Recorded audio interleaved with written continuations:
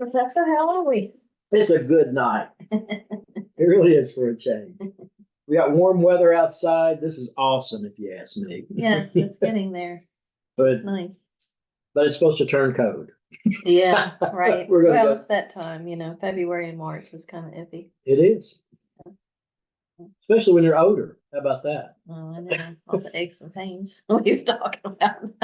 So, are you ready to talk about age tonight a little bit? Yeah, I heard. So we're talking about my older coworker keeps getting passed up by my younger coworker's promotion. Oh, yes. Well, this is becoming quite common lately, I understand, from what I'm hearing. On the other hand, I would suggest this has been going on forever. It's time for the old guard to step aside, let the new guard go in, get out there and retire. Uh, Also makes the numbers look good as far as the number of new jobs that are being given from some of the readings. A lot of people retired during COVID.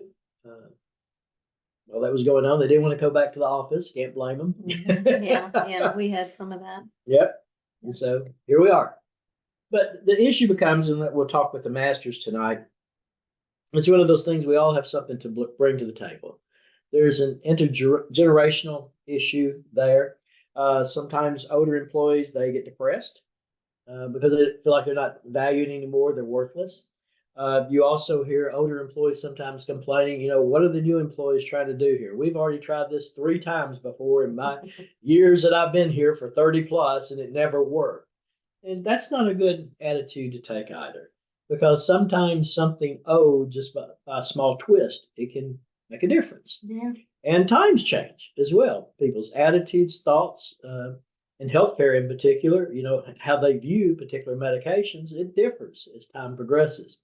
But I always like to hear, the old folks smarting at the younger ones, and the youngers coming out, it's time for y'all just to go to pasture. So, Right. And I'm but kind of in the middle because I'm the Generation X, the forgotten.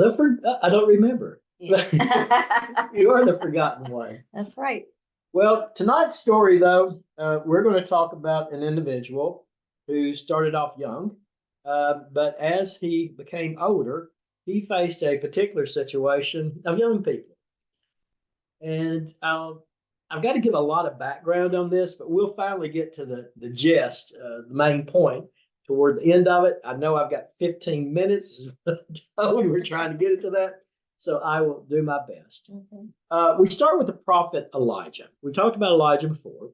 One of the most, if you want to call it renowned, known, spoke of in the scriptures. If you remember, I'll just give one of it. Elijah was the one who tried to take on Jezebel. He killed all the prophets of Jezebel, had them slain. This was when Elijah, said, "Bring all your prophets, sorcerers, whatever out here, magicians, and try to light your sacrifice to your God. Then I will do it to the real God, one and true God." And of course, needless to say, they couldn't get after they were dancing around, and cutting themselves. And Elijah was egging them on. Come on, dance more, scream more. Maybe your God's not listening. But anyway. Yeah. But there came a time. Thanks for the reminder. Okay. There came a time when Elijah was getting old, and it was time for him to start moving on, if you want to call it that. So God had him choose a younger gentleman called Elisha. I'm going to get this, the Rebecca and all that like we've done before. Oh, so bear with me. I'll try to keep all this straight. So Elisha was chosen to be the follower of Elijah and subsequently take over as prophet. We don't know a lot about Elisha. We know he was a farmer. We also know that when Elijah went to him, he was plowing. We presume it's probably on his father's farm. He did ask, can I go see my mom and dad and say goodbye to them? And so Elijah said, that's fine. But something that he did was quite unique in that the pool, the livestock, cows, whatever he was using, oxen, most likely, he turned around and he killed those. And he took the plow and he caught it fire, and he turned around and used the fire from what he had in his, again, the plow and so on, to actually cook the meat. And then he gave the meat to all and fed everybody in the community with it. Pretty nice, pretty nice. But the real walk-away message with that is, how many times have we been, I'll call it shackled, you would call it that, to something in our former life, and we just never could get away from it. We always had to go back. He made it quite clear to himself, if you ask me, that he wasn't going back. I'm going with this man in front of me. His name is Elijah. I'm going to follow him. By the way, Elisha was very, very loyal to Elijah through the whole process. So that's where we start. We He was also, like a mentor.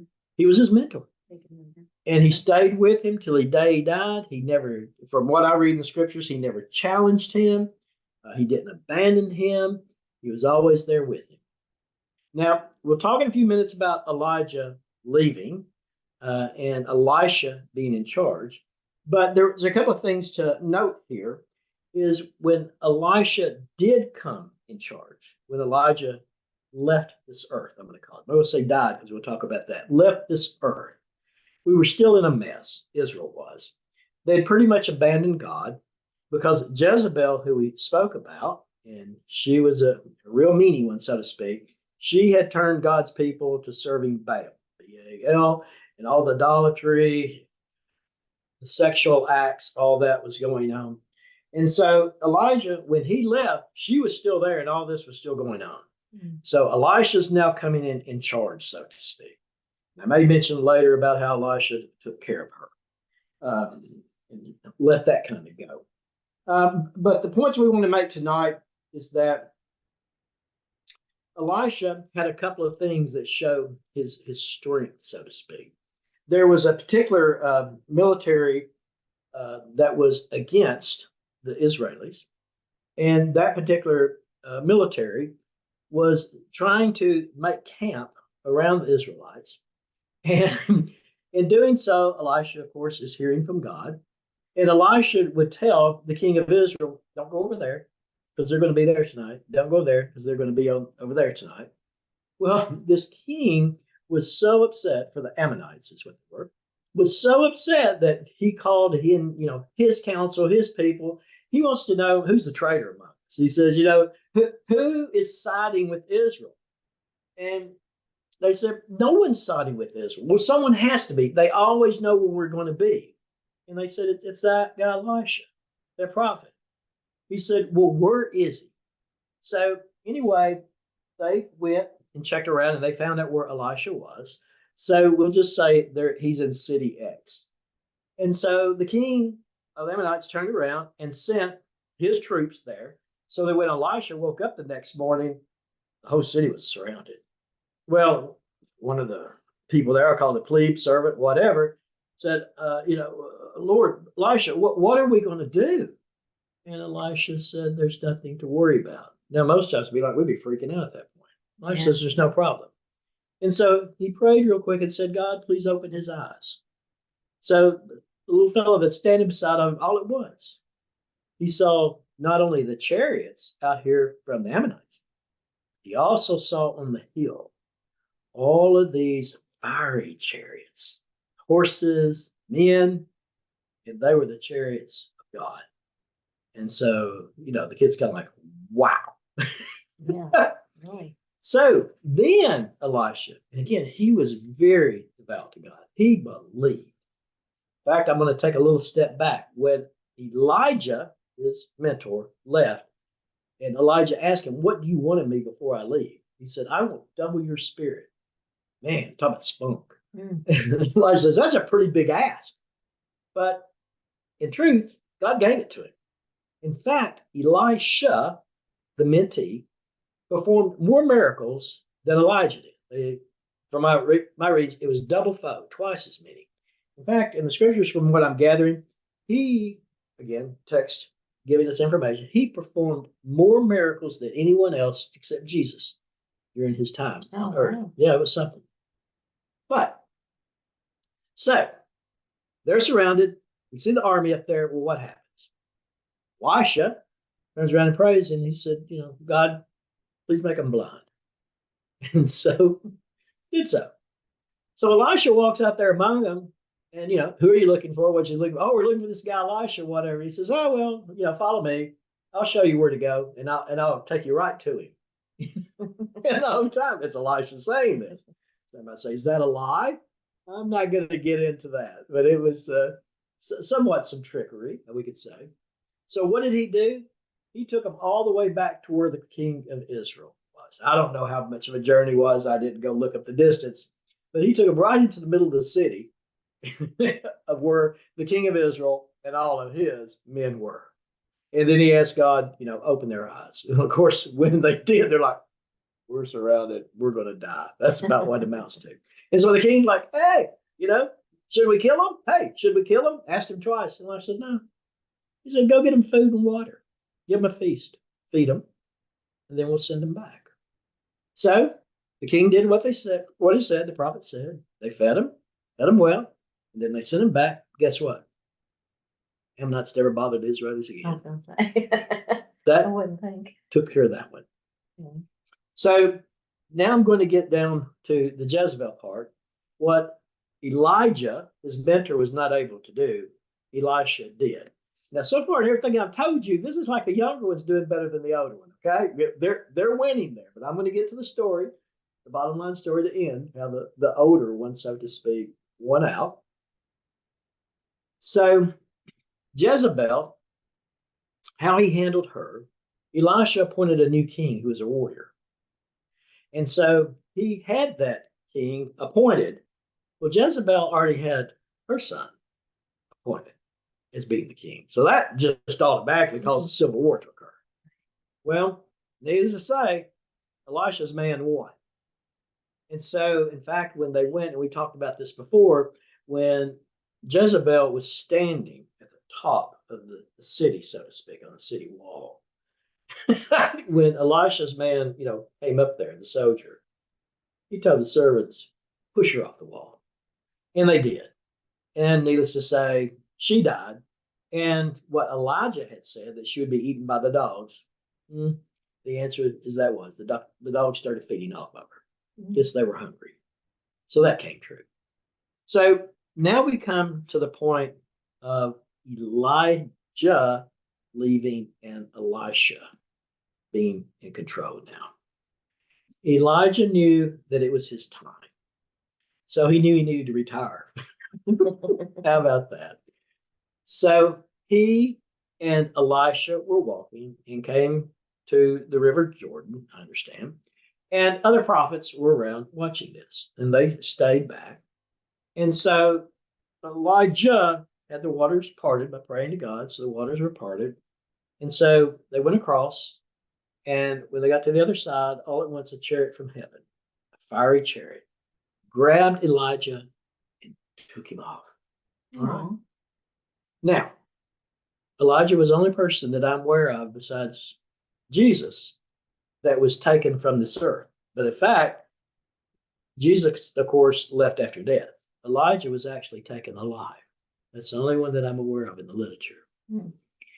Now, the interesting part, add to that, it's interesting, is that the prophets were seeing some of this from what I gather in the literature. But they definitely saw when Elisha was coming back, he took the coat that had fallen off of Elijah, and he had it rolled up, and he asked, God, do for me as you did for my mentor.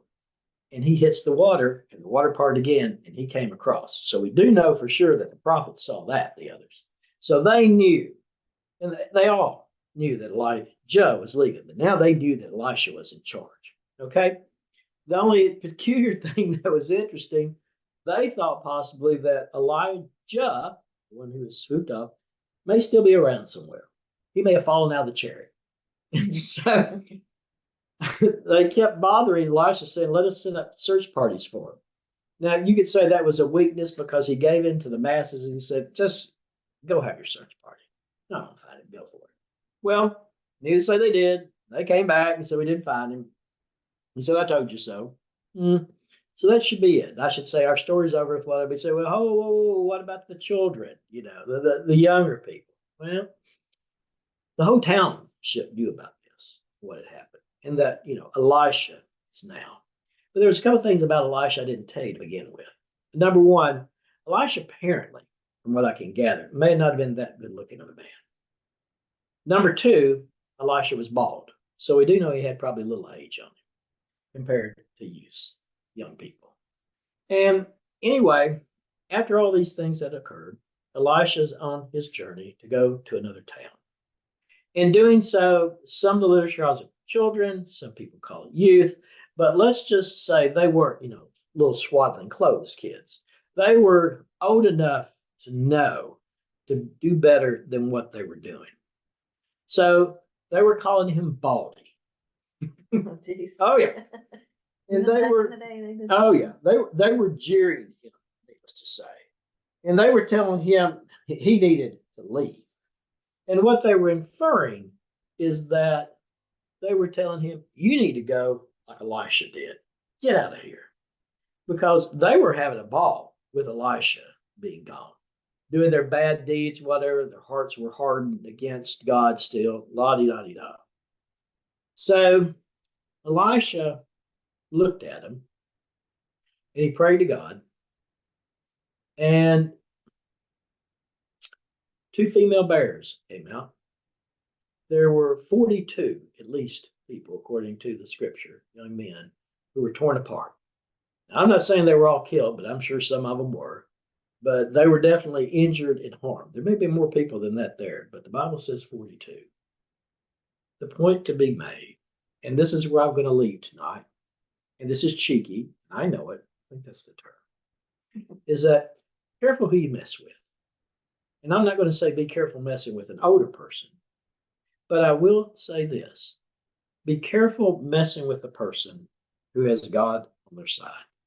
Now, that person may not be Elijah or Elisha in the sense they have the miracles and the power of God directly in their hands. But you never know how the good Lord may get you down the road if you're messing with one of his people. And Daddy's told me that many, many times. I know, you know, I'm a lawyer, but he says, lawyers don't sue Christians. Well, how about non-Christians? You shouldn't do that either. But just remember, don't sue Christians. You won't be forgiven for that, I don't think. But we all know if you pray for forgiveness, change your heart and so on. But he was trying to make a point with me. If that's a Christian, you better leave them alone. So I leave snakes alone, don't like them, and I leave Christians alone. When it comes to trying to get even. And the reason for that, I have my own sins as well. And, I think things is, sometimes I want to say things that I shouldn't when I get in bad situations. I do well and hold my tongue, but still it crosses my mind when customers get on my nerves. Yeah. But again, the bottom line, careful who you mess with, particularly if it's someone older. They may know a little bit more than what you know. Yeah. And, right. So I'm done for the And night. I think we were all like that, even when we were younger. Oh yeah. No, they don't know what they're talking about. We knew everything. I don't disagree. The only thing I tried that with my uncle, who's a farmer. That didn't work out too well. He had me out there in the fields to see if I could do something a little different. I didn't like that, to be honest with you. I kind of lost that one. Yeah. He knew more than what I knew. Mm-hmm. Anyway, it's kind of fun. Well, thanks for sharing that story. You're more than welcome. You always have the best story. That was awesome. I don't know. I have to dig around with them. We're still trying to Thanks come so up much. with them for next week. No, you will always come up I with got to something. find one that fits. All right. Well, Well, I'm that was done, boss. Thank you. And thank everyone for joining us and have a great week. Hey guys, by the way, if y'all do sign up on the website, if you'll just take a peek, sign up as a guest. It's no charge. We get to spend her dimes. I'm serious. You turn around and sign up. She gives a dime for everyone per month until December to St. Jude's Children's Hospital. It's a good cause. Sign up as a guest. You'll have a lot to look at, a lot to read, and some activities to participate in as well. Yeah. That's all I got. Help our children. Help the children. All right. Thank you. Bye, everyone. Bye. Take care.